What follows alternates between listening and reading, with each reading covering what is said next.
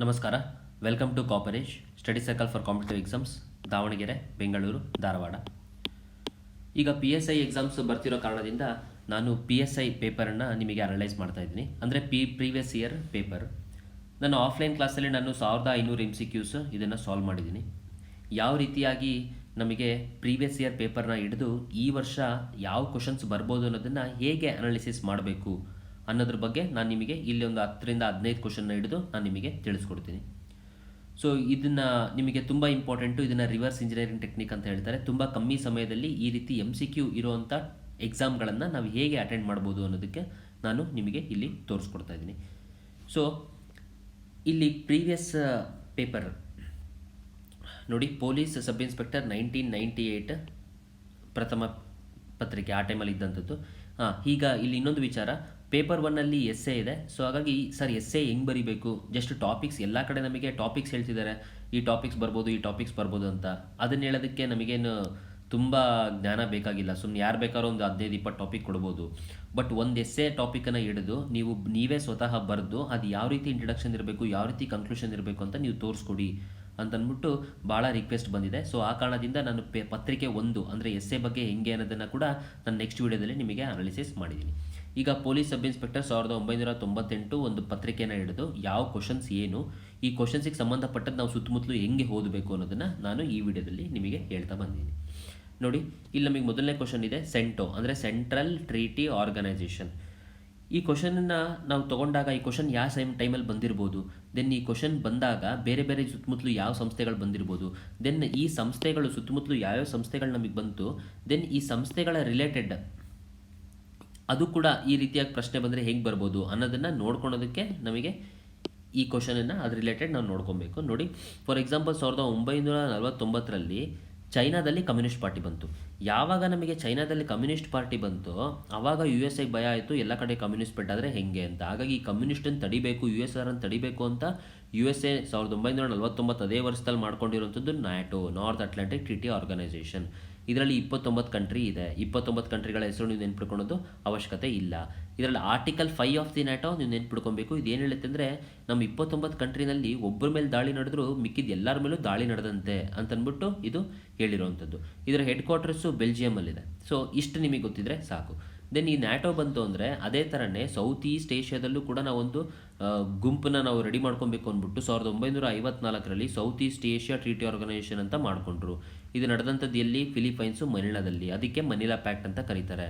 ಇಲ್ಲಿ ನೋಡಿ, ಇನ್ನೊಂದು ಪ್ರಶ್ನೆ ನಿಮಗೆ ನೆನಪಿರಲಿ, ಈ ಸಮಯದಲ್ಲಿ ಆದಂಥ ನ್ಯಾಟೋ ಇರ್ಬೋದು, ಸಿಯಾಟೋ ಇರ್ಬೋದು, ಸೆಂಟೋ ಇರ್ಬೋದು, ವಾರ್ಸಾ ಪ್ಯಾಕ್ಟ್ ಇರ್ಬೋದು, ಇಷ್ಟರಲ್ಲಿ ಇವತ್ತಿಗೆ ಇನ್ನೂ ಜೀವಂತವಾಗಿರುವಂಥ ಯಾವುದಾದ್ರು ಒಂದು ಟ್ರೀಟಿ ಆರ್ಗನೈಸೇಷನ್ ಅಂದರೆ ಅದು ನ್ಯಾಟೋ ಮಾತ್ರ. ಮಿಕ್ಕಿದ್ದೆಲ್ಲ ಇದು ಆಲ್ರೆಡಿ ಹೋಗ್ಬಿಟ್ಟಿದೆ, ಎಕ್ಸ್ಟೆಂಟ್ ಆಗಿದೆ. ಸೊ ಹಾಗಾಗಿ ಸಿಯಾಟೋ ಇದು 1977ರಲ್ಲಿ ಎಕ್ಸ್ಟೆಂಟ್ ಆಯಿತು. ಹೆಡ್ ಕ್ವಾರ್ಟರ್ಸು ಥೈಲ್ಯಾಂಡಲ್ಲಿ ಇರುವಂಥದ್ದು.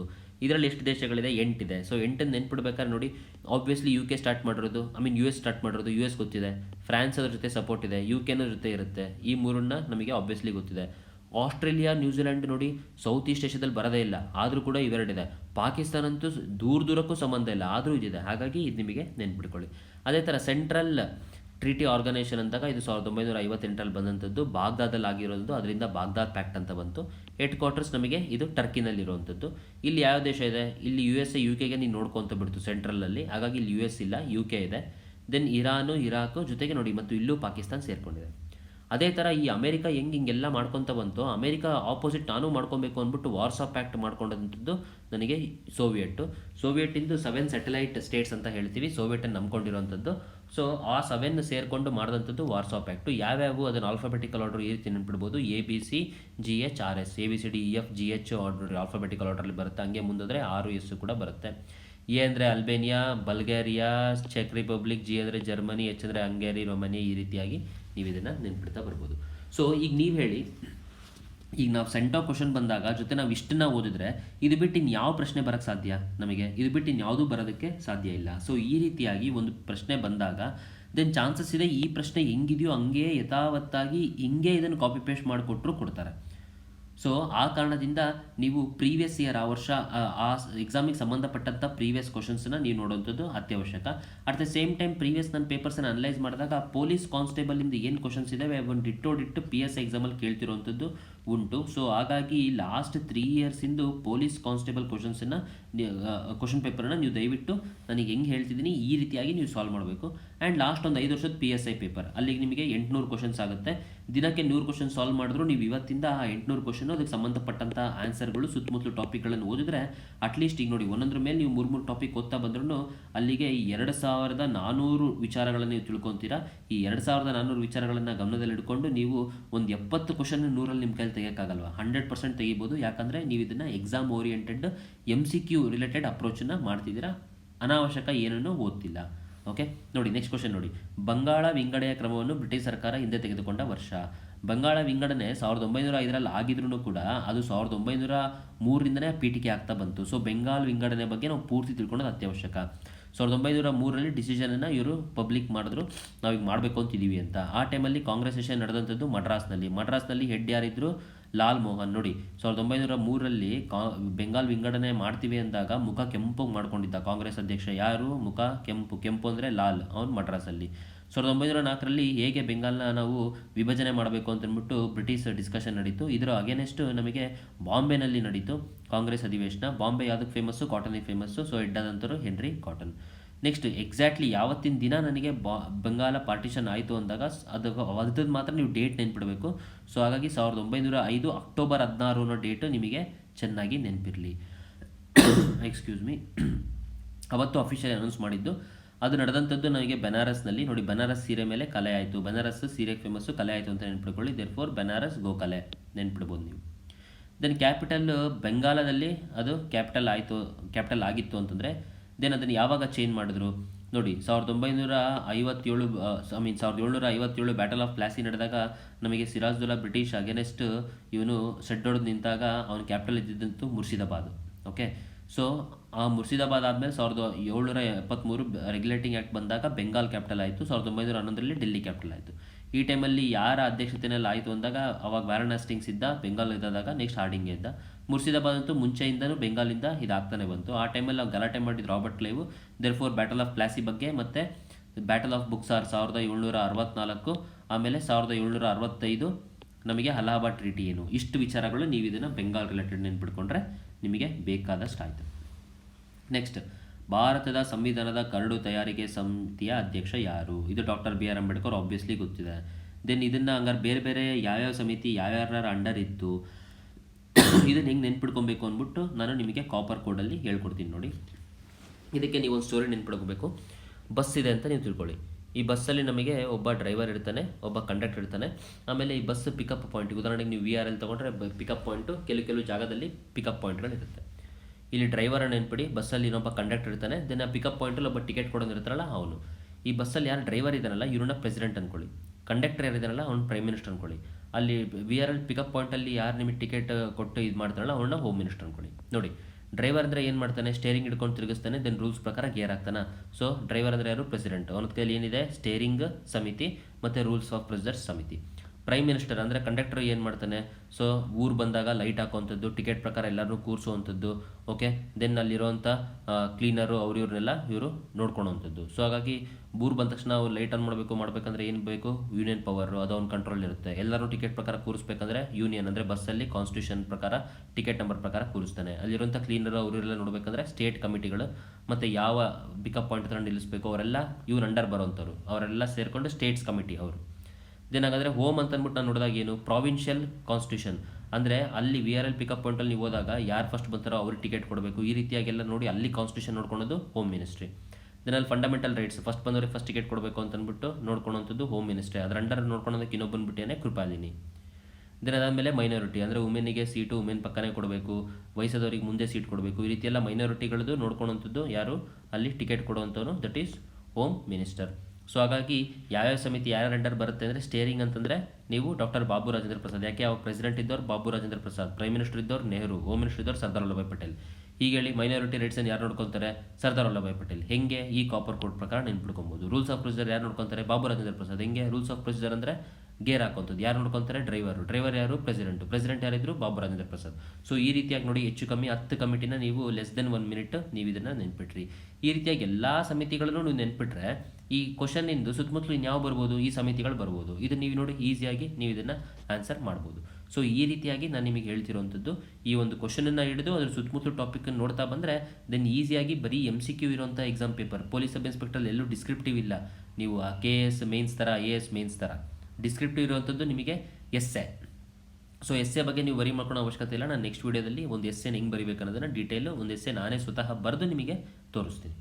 ನೆಕ್ಸ್ಟ್, ಸಾರ್ಕ್ ಮೊದಲ ಶೃಂಗ ಸಮ್ಮೇಳನ ಎಲ್ಲಿ ನಡೀತು? ಸಾರ್ಕ್ ಅಂದಾಗ SAARC, ಸಿ ಆದಮೇಲೆ ಬರೋದು ಆಲ್ಫಾಬೆಟಿಕಲ್ ಆರ್ಡರ್ D. ದೇರ್ಫೋರ್ ಇದನ್ನಂತೂ ನೆನ್ಪಿಟ್ಟಿದ್ದೀನಿ, SAARC ಆಮೇಲೆ D, ದಟ್ ಈಸ್ ಢಾಕಾದಲ್ಲಿ ನಡೀತು. ದೆನ್ ಆ್ಯಕ್ಚುಲಿ ಇದು ಪ್ರತಿ ವರ್ಷ ನಡಿಬೇಕು ಆ ಥರ ಇಲ್ಲ, ರ್ಯಾಂಡಮ್ ಆಗಿ ನಡೀತಾ ಇದೆ. ಸೊ ಹೋದ ಸತಿ ಪಾಕಿಸ್ತಾನ ನಡಿಬೇಕಿತ್ತು, ಬಟ್ ನಮಗೆ ಅಲ್ಲಿ ಪಾಕಿಸ್ತಾನ ನಮ್ಮ ಭಾರತ ಮೇಲೆ ಅಟ್ಯಾಕ್ ಮಾಡಿದಾಗಿಂದ ಎಲ್ಲರೂ ಬೈಕಾಟ್ ಮಾಡಿ ಪಾಕಿಸ್ತಾನಿಗೆ ಯಾರು ಈ ಶೃಂಗಸಭೆ ಅಟೆಂಡ್ ಮಾಡಲಿಲ್ಲ. 2019 ಇವಾಗ ಶ್ರೀಲಂಕಾದಲ್ಲಿ ಈ ಒಂದು ಶೃಂಗಸಭೆ ನಡೆಯುತ್ತೆ. ದೆನ್ ಹಾಗಾದರೆ ನಮಗೆ ಸಾರ್ಕ್ ಅಂದರೆ ಯಾವ್ಯಾವ ದೇಶಗಳು ನಮಗೆ ಸೇರಿ ಸಾರ್ಕ್ ಆಗುವಂಥದ್ದು ಅಂತ ನಾವು ಇದನ್ನು ನೋಡಿದಾಗ, ನೀವು ಭಾರತ ಮ್ಯಾಪ್ ತೊಗೊಂಡಾಗ ಯಾವ್ಯಾವ ಮ್ಯಾಪ್ಗಳು ಫ್ರೀ ಸಿಗ್ತಾವೋ ಸುತ್ತಮುತ್ತಲು ಯಾವ್ಯಾವ ದೇಶ ಕಾಣಿಸ್ತಾವೋ ಅವೆಲ್ಲ ಸೇರಿ ಸಾರ್ಕ್ ಆಗುವಂಥದ್ದು. ಇಂಟರ್ನೆಟ್ಟಿಂದ ಫ್ರೀ ಡೌನ್ಲೋಡ್ ಮಾಡಿ ನೀವು ಇಡೀ ವರ್ಲ್ಡ್ ಮ್ಯಾಪನ್ನು ಡೌನ್ಲೋಡ್ ಮಾಡಿ ಆಮೇಲೆ ಇಷ್ಟು ದೇಶಗಳು ಬರ್ತಾವೆ ಸಾರ್ಕಲ್ಲಿ ಅಂತ ಹೇಳ್ಬಿಡ್ರಿ. ₹1 ಕೊಟ್ಟು ನೀವು ಫ್ರೀಯಾಗಿ ತೊಗೊಂಡ್ರೆ ಅದರಲ್ಲಿ ಯಾವ ದೇಶ ಕಾಣಿಸ್ತಾವೆ ಅದರಲ್ಲಿ ಬರುವಂಥದ್ದು ಸಾರ್ಕು. ಉದಾಹರಣೆಗೆ ಇಂಡಿಯಾ, ಪಾಕಿಸ್ತಾನ, ಅಫ್ಘಾನಿಸ್ತಾನ್, ನೇಪಾಳ, ಭೂತಾನು, ಬಾಂಗ್ಲಾದೇಶ, ಶ್ರೀಲಂಕಾ, ಮಾಲ್ಡೀವ್ಸ್ ಇಷ್ಟಂತೂ ನಿಮಗೆ ಸಾರ್ಕಲ್ಲಿ ಬರುತ್ತೆ. ದೆನ್ ಹಂಗಂದರೆ ಬೀಮ್ಸ್ಟೆಕಲ್ಲಿ ಎಷ್ಟು ಬರುತ್ತೆ ನೋಡಿ? ಬೀಮ್ಸ್ಟೆಕ್ ಅಂದರೆ ಬೇ ಆಫ್ ಬೆಂಗಾಲ್ ಸುತ್ತಮುತ್ತಲು ಇರುವಂಥದ್ದು. ಸೊ ಬೇ ಆಫ್ ಬೆಂಗಾಲ್ ಸುತ್ತಮುತ್ತಲು ಅಂದರೆ ಬೇ ಆಫ್ ಬೆಂಗಾಲ್ ಸುತ್ತಮುತ್ತಲು ಯಾವ್ದು ಬರುತ್ತೆ ನೋಡಿ? ಮಾಲ್ಡೀವ್ಸ್ ಬರಲ್ಲ, ಮಾಲ್ಡೀವ್ಸ್ ಇಂಡಿಯನ್ ಓಷನಲ್ಲಿ ಇರುವಂಥದ್ದು. ದೆನ್ ಹಾಗಾದ್ರೆ ಶ್ರೀಲಂಕಾ ಬರುತ್ತೆ, ಇಂಡಿಯಾ ಬರುತ್ತೆ, ಬಾಂಗ್ಲಾದೇಶ್ ಬರುತ್ತೆ. ದೆನ್ ಅದಾದಮೇಲೆ ಈ ಕಡೆ ಸೈಡ್ ಮಯನ್ಮಾರ್ ಬರುತ್ತೆ, ಥೈಲ್ಯಾಂಡ್ ಬರುತ್ತೆ. ಹಾಗಾದರೆ 7 ಅಂತಿದ್ದಾರಲ್ಲ, ಮಿಕ್ಕಿದ್ದು 2 ಯಾವುದು ನೋಡಿ? ನೇಪಾಳ, ಭೂತಾನ್ ಅವೆರಡು ಸೇರ್ಕೊಳ್ಳುತ್ತೆ. ಯಾಕಂದರೆ Nepal, ಭೂತಾನಿಗೆ bay of Bengal touch ಇಲ್ಲ ಅಂದ್ರೂ ನೇಪಾಳ, ಭೂತಾನಿನ ರಫ್ತು ಮತ್ತು ಆಮದುಗೆ ಹೆಲ್ಪ್ ಮಾಡಬೇಕು ಅಂದ್ಬಿಟ್ಟು ಇವೆರಡನ್ನೂ bay of Bengal C access ಕೊಡಬೇಕಂತ ಇವನ್ನ ಸೇರಿಸ್ಕೊಂಡಿದ್ದಾರೆ. ನೆಕ್ಸ್ಟ್ BBIN ಅಂದರೆ ನಮಗೆ ಬಾಂಗ್ಲಾದೇಶ, ಭೂತಾನು, ಇಂಡಿಯಾ, ನೇಪಾಳ ಇವು 4 ಸೇರ್ಕೊಂಡು ಮೋಟಾರ್ ವೆಹಿಕಲ್ ಅಗ್ರಿಮೆಂಟ್ ಮಾಡ್ಕೊಂತು. ಅಂದರೆ ಒಂದು ದೇಶದಿಂದ ಒಂದು ದೇಶ ಮಧ್ಯದಲ್ಲಿ ಮೋಟಾರ್ ವೆಹಿಕಲ್ಗಳ ಅಂದರೆ ವೆಹಿಕಲ್ಗಳ ಮೂಮೆಂಟ್ ಈಸಿಯಾಗಿರಲಿ ಅಂತ. ಸೊ ಇದರಲ್ಲಿ ಜಾಸ್ತಿ ಮೋಟರ್ ವೆಹಿಕಲ್ ಮೂವ್ಮೆಂಟ್ ಆಯಿತು ಅಂದರೆ ನಮ್ಮ ದೇಶಕ್ಕೆ ಪೊಲ್ಯೂಷನ್ ಜಾಸ್ತಿ ಆಗುತ್ತೆ ಅಂದ್ಬಿಟ್ಟು ರೀಸೆಂಟಾಗಿ ಭೂತಾನು ಇದಕ್ಕೆ ಸೇರ್ಕೊಂಡಿಲ್ಲ. ಪರವಾಗಿಲ್ಲ, ಬಟ್ BBIN ಅಂದರೆ 4 ಅಂತ ನೆನ್ಪಿಡಿ. ಈ 4 BBINಗೆ ನೀವು ಇಬ್ಬರು ಮಾಲಾಶ್ರೀನ ಆ್ಯಡ್ ಮಾಡಿದ್ರೆ ದೆನ್ ಅದಾಗುತ್ತೆ ಸಾಸೆಕ್. ಅಂದರೆ ಮಾಲಾಶ್ರೀ ಅಂದರೆ ಮಾಲಾ ಅಂದರೆ ಮಾಲ್ಡೀವ್ಸ್, ಶ್ರೀ ಅಂದರೆ Sri Lanka. So BBIN plus Maldives plus Sri Lanka ಸೇರಿದ್ರೆ ಸಾಸೆಕ್ ಆಗುತ್ತೆ. ಸಾಸೆಕ್ ಅಂದರೆ ಸೌತ್ ಏಷ್ಯಾ ಸಬ್ ರೀಜನಲ್ ಎಕನಾಮಿಕ್ ಕೋಆಪರೇಷನ್ ಅಂತ ಅಂದ್ಬಿಟ್ಟು. ದೆನ್ ASEAN +6 ನೋಡಿ, ASEAN 10 ದೇಶ, ASEAನಲ್ಲಿ ಭಾರತ ಇಲ್ಲ. ಆದರೆ ASEAN +6 ಸೇರಿಕೊಂಡ್ರೆ RCP ಅಂತ ಆಗುತ್ತೆ ನೋಡಿ. USA ಟ್ರಾನ್ಸ್ ಪೆಸಿಫಿಕ್ ಪಾರ್ಟ್ನರ್ಶಿಪ್ ಅಂತ ಒಂದು ಒಪ್ಪಂದ ಮಾಡ್ಕೊಂಡಿತ್ತು. ಆದರೆ ನೆಕ್ಸ್ಟ್ ಅದನ್ನು ಕ್ಯಾರಿ ಫಾರ್ವರ್ಡ್ ಮಾಡಲಿಲ್ಲಂಗೆ USA ತಾನೇ ಆ ಒಪ್ಪಂದದಿಂದ ಹೊರಗಡೆ ಬಂತು. ಅದು ಒಪ್ಪಂದ ಸ್ಟಾರ್ಟ್ ಮಾಡಿದಾಗ USA ವಿರುದ್ಧ ನಾನು ಒಪ್ಪಂದ ಮಾಡ್ಕೊಳ್ಳೋಣ ಅಂತ ಅಂದ್ಬಿಟ್ಟು ಮಾಡ್ಕೊಂಡಂಥದ್ದು ನಮಗೆ ಚೈನಾ. ಈ ಚೈನಾ ಒಪ್ಪಂದ ಮಾಡಿಕೊಂಡು ಸ್ಟಾರ್ಟ್ ಮಾಡಿದಂಥದ್ದು TPPಗೆ ಆಪೋಸಿಟ್ ಸ್ಟಾರ್ಟ್ ಮಾಡೋಂಥದ್ದು RCP, regional comprehensive economic partnership. ಇದರಲ್ಲಿ ಯಾವ್ಯಾವ ದೇಶ ಇದಾವೆ ಅಂದರೆ 10 ASEAN +6 ಡೈಲಾಗ್ ಪಾರ್ಟ್ನರ್ಸ್. ಈ 6 ಡೈಲಾಗ್ ಪಾರ್ಟ್ನರ್ಸ್ ಯಾರ್ಯಾರು ಅಂತ ನೀವು ನೆನ್ಪಿಡ್ಕೊಳ್ಳೋದು ಜೋಡಿ ನೆನ್ಪಿಡ್ಕೊಳ್ಳಿ ನೋಡಿ. 2 ಒಂದೊಂದು ಜೋಡಿ ಮಾಡ್ಕೊಂಡ್ರೆ 3 ಜೋಡಿಗಳು ನೆನ್ಪಿಡ್ಕೊಬೇಕು. ಯಾವುದು? ಇಂಡಿಯಾ, ಚೈನಾ ಒಂದು ಜೋಡಿ, ದೆನ್ ಜಪಾನು, ಸೌತ್ ಕೊರಿಯಾ ಒಂದು ಜೋಡಿ, ದೆನ್ ಅದಾದಮೇಲೆ ನನಗೆ ನ್ಯೂಜಿಲೆಂಡು ಮತ್ತು ಆಸ್ಟ್ರೇಲಿಯಾ ಒಂದು ಜೋಡಿ ನೋಡಿ. ASEAN +6 ಸೇರಿದ್ರೆ RCEP ಆಗುತ್ತೆ. ಈ ASEAN +6 ದಟ್ ಈಸ್ RCEPಗೆ ಇಬ್ಬರು ದಿಗ್ಗಜರು USA ಮತ್ತು ರಷ್ಯಾ ಇಬ್ಬರನ್ನ ಹಾಕ್ಬಿಟ್ರೆ ದೆನ್ ಅದು ನಿಮಗೆ ಈಸ್ಟ್ ಏಷ್ಯನ್ ಸಮಿಟ್ ಆಗುತ್ತೆ. ಅದರಲ್ಲಿ 18 ದೇಶಗಳಿದೆ. ಹಾಗಾದರೆ ಯಾವುದರಲ್ಲಿ ಇಂಡಿಯಾ ಇಲ್ಲ ನೋಡಿ? ASEAನಲ್ಲಿ ಇಂಡಿಯಾ ಇಲ್ಲ, ASEAN +3 ಅನ್ನೋ ದೇಶಗಳಲ್ಲಿ ಇಂಡಿಯಾ ಇಲ್ಲ. Then APEC, Asia Pacific economic ಕೋಆಪರೇಷನಲ್ಲಿ ಇಂಡಿಯಾ ಇಲ್ಲ. ಸೊ ಇವರಲ್ಲೆಲ್ಲ ಇಂಡಿಯಾ ಇಲ್ಲ ಅನ್ನೋದನ್ನು ನೀವು ನೆನ್ಪಿಟ್ಕೊಳ್ಳಿ ನೋಡಿ. ಸಾರ್ಕ್ ಬಗ್ಗೆ ನೀವು ತಿಳ್ಕೊಂಡು ಜೊತೆಗೆ ಬೀಮ್ಸ್ಟೆಕ್ ಸುತ್ತಮುತ್ತಲು ಇರುವಂಥವು ಯಾವ್ಯಾವು, ಇದ್ರ ಸಮಿಟ್ ಎಲ್ಲಿ ನಡೀತು ಅಂತ ನೀವು ತಿಳ್ಕೊಂಡ್ರೆ ಈ ವರ್ಷ, ಮುಂದಿನ ವರ್ಷ ನಡೆಯುವಂಥದ್ದು ಎಲ್ಲಿ, ಹಿಂದಿನ ವರ್ಷ ನಡೆದಿದ್ದು ಎಲ್ಲಿ, ಇಷ್ಟನ್ನು ಬೈಪಾಟ್ ಮಾಡಿದ್ರೆ ದೆನ್ ಈಸಿಯಾಗಿ ನಿಮಗೆ 2 ಕ್ವಶನ್ ಬಂದೇ ಬರುತ್ತೆ, which you can easily answer. ಈ ರೀತಿ ಮಾಡ್ಕೊಳ್ಳಿ. ನೆಕ್ಸ್ಟ್ CIS ಸ್ವತಂತ್ರ ರಾಷ್ಟ್ರಗಳ ಕಾಮನ್ವೆಲ್ತ್ ಸಂಸ್ಥೆಯ ಸದಸ್ಯರು ಎಷ್ಟು ಜನ? ಸ್ಟಾರ್ಟ್ ಆದಾಗ 10 ಜನ ಇತ್ತು, ಇವತ್ತಿಗೆ ಇದು 9 ಜನ ಇದೆ. ಹೆಡ್ ಕ್ವಾರ್ಟರ್ಸು ಮಿನ್ಸ್ಕ್, ಬೆಲಾರಸ್ಸಲ್ಲಿ ಇರುವಂಥದ್ದು. ಕಾಮನ್ ಇಂಡಿಪೆಂಡೆಂಟ್ ಸ್ಟೇಟ್ಸ್ ಇದು. ಬಟ್ ಕಾಮನ್ವೆಲ್ತ್ ಅಂದರೆ ನೋಡಿ ಅದು 53, ಹೆಡ್ ಕ್ವಾರ್ಟರ್ಸ್ ಲಂಡನ್ ಇರೋದು. ಇಂಡಿಯಾ ಕಾಮನ್ವೆಲ್ತಲ್ಲಿದೆ, CISಲ್ಲಿ ಇಲ್ಲ. ಓಕೆ. ನೆಕ್ಸ್ಟ್, ಕೆಳಕಂಡವರಲ್ಲಿ ಯಾರು ಫ್ಯೂರರ್ ಎಂದು ಗುರುತಿಸಲ್ಪಡುವುದು? ಕೆಳಕಂಡವರಲ್ಲಿ ನಮಗೆ ಹಿಟ್ಲರು. ಸೊ ಹಂಗಂದರೆ ಹಿಟ್ಲರಿಂದ ಬೇರೆ ಯಾವ ಹೆಸರುಗಳಿದೆ ಅವೆಲ್ಲ ನಮಗೆ ಮತ್ತೆ ತಿಳ್ಕೊಳ್ಳೋಂಥ ಅವಶ್ಯಕತೆ ಇಲ್ಲ. ಈ ಕ್ವಶನ್ ಬಂದರೆ ಯಥಾವತ್ತಾಗಿ ಇದನ್ನೇ ಹಿಂಗೆ ಕಾಪಿ ಪೇಸ್ಟ್ ಮಾಡ್ತಾರೆ, ಇಲ್ಲ ಬರೋದಿಲ್ಲ. ಓಕೆ, ಅದು ಬಿಟ್ಟು ಇನ್ನು ಮತ್ತೆ ಯಾರ್ಯಾರು ಯಾವ ನಿಕ್ ನೇಮ್ ಇದೆ ಅಂತ ಅಂದ್ಬಿಟ್ಟು ಈಗ ಬರೋವಂಥ ನ್ಯೂಸ್ ಮ್ಯಾಗ್ಝಿನ್ಗಳು ಇವೆಲ್ಲ ಏನು 3 ದಿನದಲ್ಲಿ ನೀವು ಪೊಲೀಸ್ ಸಬ್ ಇನ್ಸ್ಪೆಕ್ಟರ್ ಆಗಿ ಈ ಥರ ಎಲ್ಲ ಬಿಡ್ತಿದಾರಲ್ಲ, ಅಂಥವ್ರು ಈ ಥರ ಯಾರ್ಯಾರಿಗೆ ಏನೇನು ಹೆಸರು ಕೊಡ್ತಾರೆ ಅಂದ್ಬಿಟ್ಟು ಒಂದು 100 ಜನದ ಲಿಸ್ಟ್ ಬಿಡ್ತಾರೆ. ಆ 100 ಜನದ ಬಯಾಟ್ ಮಾಡಿ ಹೋಗ್ತೀರಾ, 100ರಲ್ಲಿ 1 ಬರಲ್ಲ. ಸೊ ಆ ರೀತಿಯಾಗಿ ಓದಕ್ಕೆ ಹೋಗ್ಬೇಡಿ.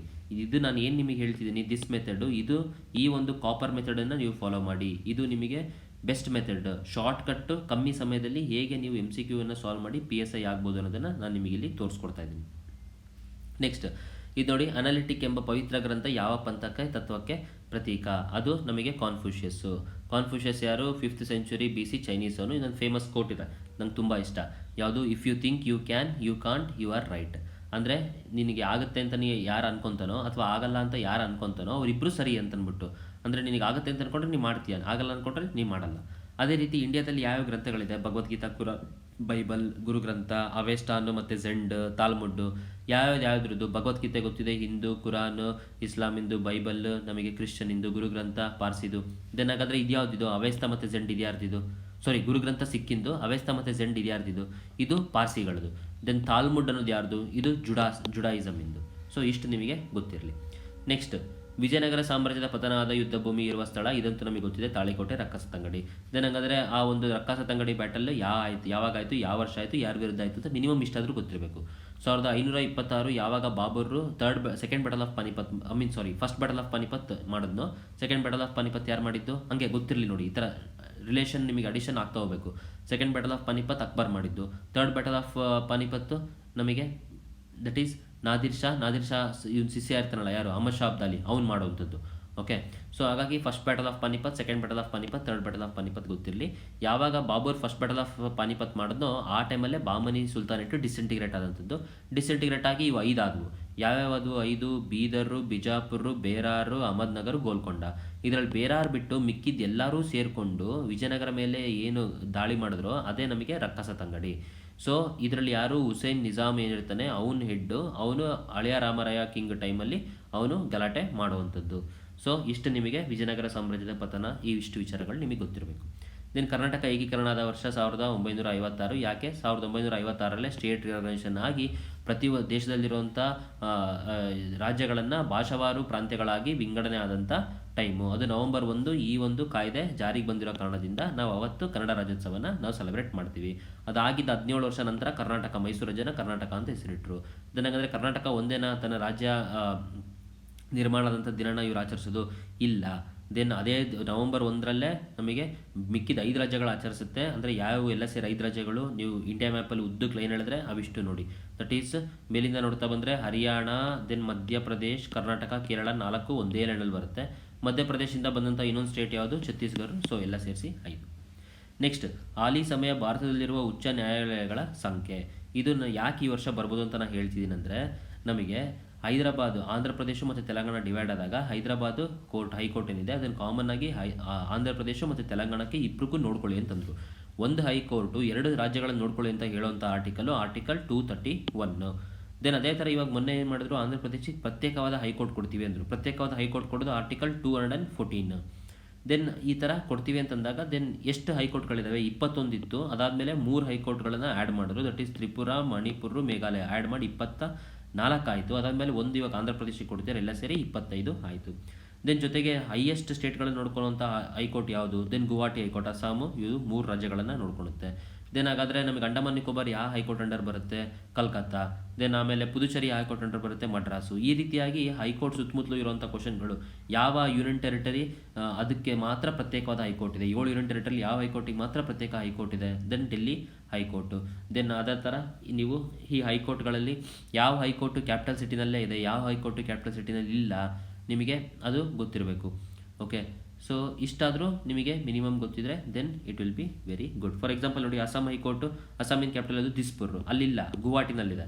ಸೊ ಆ ಥರ ಯಾವುದು ಕ್ಯಾಪಿಟಲ್ ಸಿಟಿ ಬಿಟ್ಟು ಬೇರೆ ಕಡೆ ಇದೆ, ಈ ಥರ ನೀವು ನೋಡ್ಕೊಬೇಕು. ದೆನ್ ಈ ರೀತಿಯಾಗಿ ನಾವು ಕ್ವಶನ್ಸನ್ನು ನಾವು ನೋಡ್ಕೊತಾ ಹೋದರೆ ಪ್ರತಿಯೊಂದು ಕ್ವಶನಿಗೂ ನೀವು ಈ ರೀತಿಯಾಗಿ ಆನ್ಸರ್ ಫ್ರೇಮ್ ಮಾಡ್ಕೊಂಬಂದರೆ ದೆನ್ ಬ್ಯೂಟಿಫುಲ್ಲಾಗಿ ಕಮ್ಮಿ ಟೈಮಲ್ಲಿ ನೀವು ಆರಾಮಾಗಿ ಎಕ್ಸಾಮನ್ನು ಕ್ರ್ಯಾಕ್ ಮಾಡ್ಬೋದು. ಯಾಕಂದರೆ ಪ್ರೀವಿಯಸ್ ಕ್ವಶನ್ಸು ಕೆಲವೊಮ್ಮೆ ಯಥಾವತ್ತಾಗಿ ಹಂಗೆ ರಿಪೀಟ್ ಆಗುತ್ತೆ. ಇನ್ನು ಪ್ರೀವಿಯಸ್ ಟಾಪಿಕ್ ತೆಗೆದಿರೋವಂಥ ಆ ಒಂದು ಟಾಪಿಕ್ ಏರಿಯಾ ಇರುತ್ತಲ್ಲ ಅದರಿಂದನೇ ಕ್ವಶನ್ ಕೇಳುವಂಥ ಸಾಧ್ಯತೆಗಳು ನಮಗೆ ಇವೆ. ಸೊ ಹಾಗಾಗಿ 5 ವರ್ಷ ಪಾಸ್ಟ್ PSI ಆದ್ರೂ 3 ವರ್ಷ ಪಾಸ್ಟ್ ಪೊಲೀಸ್ ಕಾನ್ಸ್ಟೇಬಲಿನ ಪೇಪರ್ ಆದ್ರೂ ನೀವು ಮಾಡಿದ್ರೆ ದೆನ್ ಅದರಿಂದನೇ ಕ್ವಶನ್ಸ್ಗಳು ನಿಮಗೆ ರಿಪೀಟ್ ಆಗಿ ದೆನ್ ಈ ಸುತ್ತಮುತ್ತಲಂತೂ ನೀವು ವಿಚಾರಗಳನ್ನು ತಿಳ್ಕೊಂಡಿರ್ತೀರ. ಈ ಥರ ಬಂದ್ರೂ ಕೂಡ ನೀವು ಆರಾಮಾಗಿ ಸಾಲ್ವ್ ಮಾಡಿ you can achieve, you can win. ನನ್ನ ನೆಕ್ಸ್ಟ್ ಇನ್ನೊಂದು ವಿಡಿಯೋದಲ್ಲಿ ಒಂದು ಎಸ್ಸೆನ ಹೇಗೆ ಬರೆಯೋದು ಅಂತ, ಒಂದು ಎಸ್ಸೆನ ನಾನು ಇರೋವಂಥ ಕಮ್ಮಿ ಟೈಮಲ್ಲಿ ಒಂದು ಎಸ್ಸೆನ ನಾನು ಹಿಡಿದು ನಿಮಗೆ ತೋರಿಸ್ತೀನಿ. Thank you. ಜೈ ಹಿಂದ್.